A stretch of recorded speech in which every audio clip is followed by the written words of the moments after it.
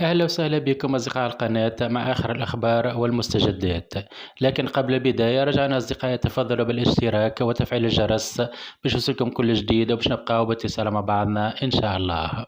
كشفت هيفا المكي تفاصيل ما قام به إعلامي مشهور جدا بها هذه الأيام، حيث قام بمراسلتها وتهديدها وإيقافها وفق قولها. وكشفت حقيقة هذا الإعلامي للجميع وطلبت المساعدة من متابعيها وترجتهم مساعدتها وإنقاذها من هذا الإعلامي. وجاء في تدوينة نشرتها هيفا المكي على موقعها الخاص بشبكة التواصل الاجتماعي ما يلي: أحبابي وأصحابي الكل، انتم عرفتوني في غسرة ووقفتوا معايا، وكنتوا لي عائلة كبيرة وسندي، وكنتوا لي الخو والأم والبو والأخت اللي تواسيني في محنتي. نحب نعلمكم للأسف اللي للمرة الثانية العباد قلوبهم خايبة وكحلة ويحبوا يركبوا على وجيعة غيرهم.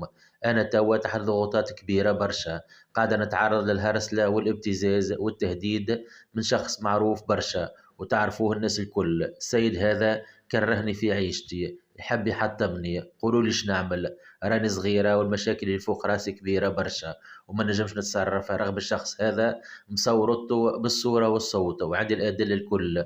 قولوا لي بربي شنو نعمل؟ راني تعبت. وأضافت هيفا المكي في تدوينتها وقالت: أمان بارتاجيو الناس الكل، وصلوا لي صوتي، راني أم صغار وتعبت برشا. أمان والله كان كل واحد فيكم يحط روحه ولا بنته ولا أخته في بلاصتي، وقتها يفهم أنا فاش نعيش.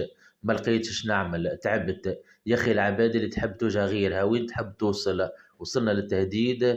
شنية نعمل أنا باهي؟ كيف ما نعملش اللي تحب عليه تفضحني؟ علاش؟ شني عملت لك؟ عييت وتعبت والله ما يغركمش الضحكة في الانستا. نحب نرتاح من اللي نعيش فيه ومانيش منجم نسلم على خاطر بناتي بعدي ما عندهم حد يعيشكم. حسوا بيا وفهموني.